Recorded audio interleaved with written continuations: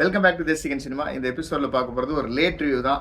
மலையாள படமாக டைரெக்டாக ரிலீஸ் ஆகி இன்றைக்கி உலகம் முழுக்க எல்லா லாங்குவேஜ்லையுமே கிட்டத்தட்ட தமிழ், தெலுங்கு, மலையாளம், கன்னடம், ஹிந்திலையும் இப்போ ரிலீஸ் ஆகிடுச்சு. லோகா சாப்டர் 1 சந்திரா அப்படிங்கிற படத்தோட ரிவ்யூ லேட் ரிவ்யூ தான் பார்க்க போகிறோம். ஆனால் ஏன் இந்த படத்தை நான் இப்போ கண்டிப்பாக ரிவ்யூ கொடுத்தே ஆகணும் அப்படின்னா, என்ன இந்த படத்தில் அப்படி இருக்குது அப்படின்னு தான் பார்த்தேன். படம் இன்னைய தேதியில் பிச்சுட்டு போயிட்டுருக்கு. 10 நாளைக்கு அப்புறமும் BMS booking per hour 12K 13K போயிட்டுருக்கு. புது படம் மதராசியில் அதுக்கப்புறம் வந்தது. அதெல்லாம் இன்னும் அதுக்கு தான் மொக்க வாங்கிட்டு இருக்கு.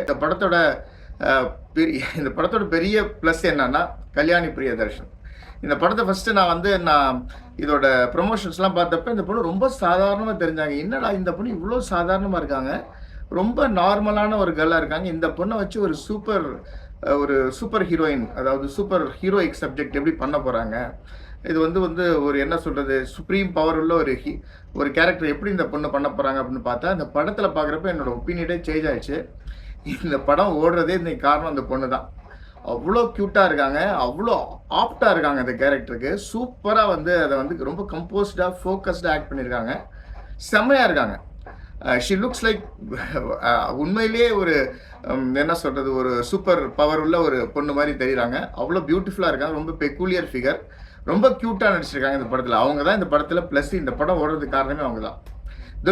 துல்கர் சல்மானோட ப்ரொடக்ஷன் இந்த படம். அவருக்கு இந்த படம் ஒரு பெரிய என்ன சொல்கிறது, மிகப்பெரிய ஒரு ப்ராஃபிட்டை கொடுத்துருக்கு. 40 கோடி பட்ஜெட்டு, இன்றைக்கி 220 கோடி அந்த படம் அதுக்குள்ளே வசூல் அடிச்சிருச்சு. இதுக்கப்புறம் பார்த்திங்கன்னா புதுசாக ஒரு தெலுங்கு படம் ஒன்று வந்திருக்கு, அந்த தேஜா சஜ்ஜா அப்படிங்கிற அவரோட படம் ஒன்று வந்திருக்கு. அதுவும் பட்டை கிளப்ப போகுது. இந்த படம் டோட்டலாக அவுட் அண்ட் அவுட் யூத் ஆடியன்ஸ்க்காக, யங்ஸ்டர்ஸ்க்காக, ஸ்டூடெண்ட்ஸ்க்காக, எஸ்பெஷலி கேர்ள்ஸ் ஸ்டூடெண்ட்ஸு, கேர்ள்ஸ் யூத்தெல்லாம் ரொம்ப விரும்பி பார்ப்பாங்க. ஈவன் ஃபேமிலி பார்த்தாலும் தப்பு இல்லை, பார்க்கலாம். அதாவது பார்த்தீங்கன்னா என்னை பொறுத்த வரைக்கும் இது ஸ்டூடெண்ட்ஸு, ஆடியன்ஸ் அவங்கெல்லாம் தேட்டரில் போய் பார்த்தா செலிப்ரேட் பண்ணுவாங்க வித் ஸ்டூடெண்ட்ஸ் க்ரௌடோட. பட் என்னை பொறுத்த வரைக்கும் இது ஒரு ரிலாக்ஸாக ஜாலியாக ஒரு வீக்கெண்டில் பெரிய டிவியில் வீட்டில் லைட் ஆஃப் பண்ணிட்டு பாப்கார்ன் சாப்பிட்டு பார்க்குற ஒரு ஜாலியான படம் தான். இந்த படம் டைரக்ட் பண்ணியிருக்கிறது டொமினிக் அருண்.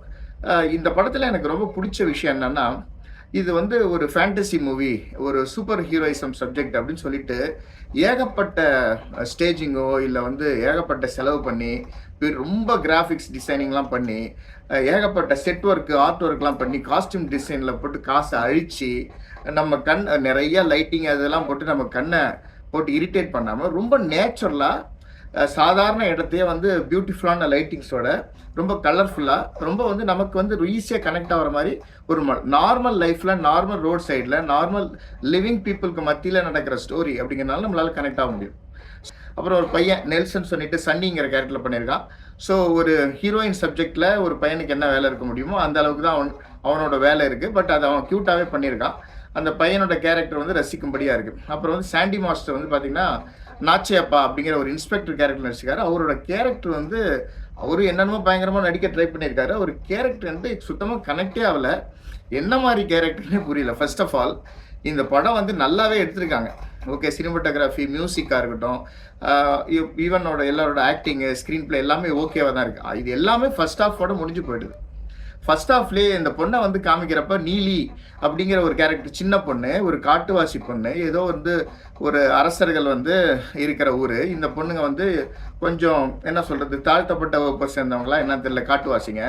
இவங்க அவங்களோட அந்த அரசர்கள் இருக்கிற கோயிலில் இருக்கிற ஒரு முத்துவை கொண்டு இவங்க கோயிலில் வச்சுறாங்க. அதனால் கோபம் அடைஞ்ச ராஜா அந்த கூட்டத்தையே அழிக்கிறாரு. அப்போ அந்த பொண்ணு ஏதோ ஒரு குகைக்குள்ளே போகுது. அங்கேருந்து ஒரு மந்திர சக்தி வருது.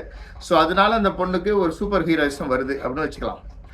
இப்போ அந்த பொண்ணு எல்லாத்தையும் அடித்து கொள்ளுது. ஸோ இந்த பொண்ணு காட்டுவாசி பொண்ணு. இதுக்கு காளியோட பவர் கிடைக்கிற மாதிரி தான் சொல்கிறாங்க ஃபர்ஸ்ட்டு. ஆனால் இது எதுக்கு டிராகுலா மாதிரி ஆக்ட் பண்ணுது? அப்புறம் இது எப்படி சூப்பர் ஸ்பைடர் மேன் மாதிரி பறக்குது, இல்லை சூப்பர் மேன் மாதிரி எப்படி பறக்குது?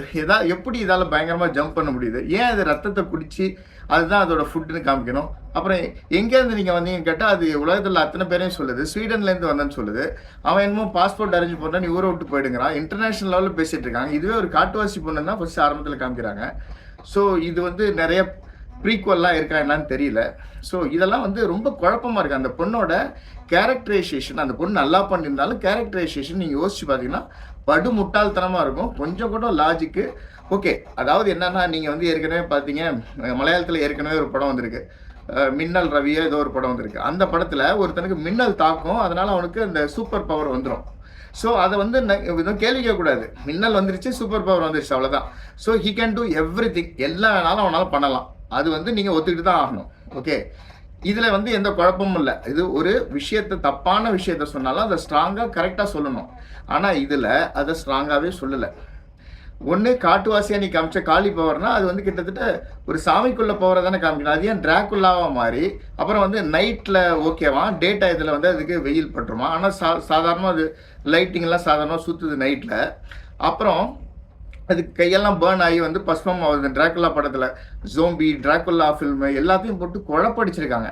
அப்புறம் அந்த சாண்டி மாஸ்டர் ஏன் வந்து தேவையில்லாமல் அவர் வந்து அந்த பொண்ணு கடிச்சு டிராக்குல்லாவும் வரணும். அந்த கேரக்டரோட இன்டென்ஷன் நான் சும்மா ஒரு வில்லன் பயங்கரமான நல்லா காமிக்கணுங்கிறது தான் வழிய, அந்த கேரக்டருக்கு எந்த வித மோட்டோவோ இன்டென்ஷனும் கிடையாது. அவங்க அம்மாவே கடிச்சு சாப்பிட்றாரு. ஒரு லாஜிக்கே இல்லாமல் கொஞ்சம் கூட ஒரு என்ன சொல்கிறது, ஒரு திரைக்கதைக்கு சம்மந்தம் இல்லாமல் இருக்குது. அப்புறம் வந்து டொவினோ தாமஸ் வராரு.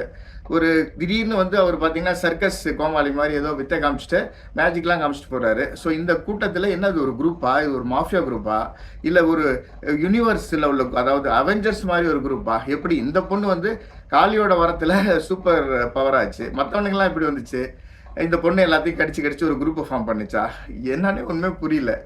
அப்புறம் வந்து அவர் வேஸ்ட்டு. கடைசியாக வந்து துல்கர் சல்மான் ப்ரொடியூசர் காசு போட்ட பாவத்துக்காக அவர் வந்து கேமியோ பண்ணுறாரு. அதுவும் சுத்தமாக சம்மந்தமே இல்லாமல் இருக்குது. ஸோ செகண்ட் ஹாஃப் டோட்டலாக வேஸ்ட்டு. ஆனால் படம் வந்து பார்க்கலாம். It's worth to C.